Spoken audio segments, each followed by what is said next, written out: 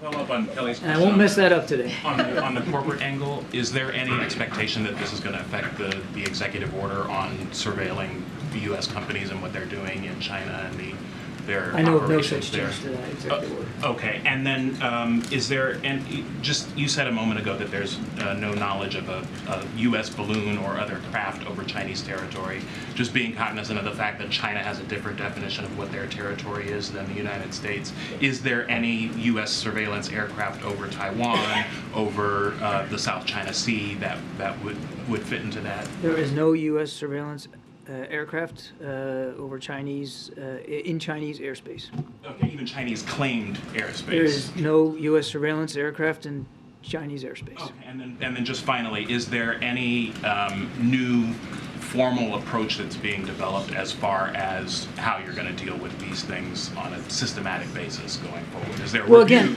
again, that's exactly what the president wants Mr. Sullivan to run as a process, an interagency process, to help us, as I said in my opening statement, get around the policy implications here, and whether or not there needs to be any policy changes going forward.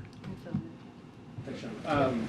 No precedent for U.S. fighters taking down objects over U.S. territory, as far as I'm aware of. I guess my question is, you talked about the tweak in the radar systems. Yeah. Has there been a tweak in the threshold for the Pentagon presenting to the president signing off on military action related to anything over our airspace? I'm not sure I'm following what you In the mean. wake of the Chinese spy balloon, Yeah. the radars were tweaked, which is why you think you're seeing some of these things. Right. Has the decision about, or has the threshold for the use of fighters to take down objects also been tweaked? Has it been lowered? Has it been changed? We've never seen this before. All of a sudden, we've seen three. No, three actually, days. I'm sorry I didn't understand it at first. No, I mean, and you heard General Van Herk talk about this last night.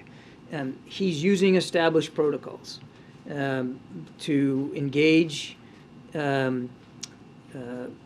craft in the air, aircraft in the air, that can be legitimately brought down. And as he said last night, the best way to do that, certainly in a timely and efficient, effective way, was through fighter aircraft and through these Sidewinder air-to-air missiles.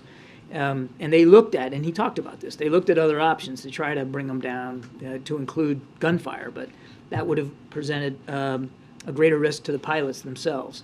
So this was the safest, most effective way to do that. Now, where we go from here, I think we just don't know right now in terms of whether there needs to be threshold changes, as you put out. I think it's important to just take a step back here, and remember what the president did was ordered these actions with the safety and security of the American people foremost in his mind, and there were very good reasons to do it.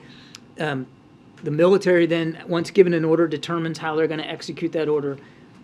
General Van Herk decided that the best way to do this was with Sidewinder missiles and fighter aircraft. And just to quickly put a sharper point on it, this isn't reactive to the Chinese spy balloon in the sense of there was political pressure, and so we are going to act quickly to take down any objects over our airspace because of the pressure that came from, say, Republicans. These were decisions based purely and simply on what was in the best interest of the American people.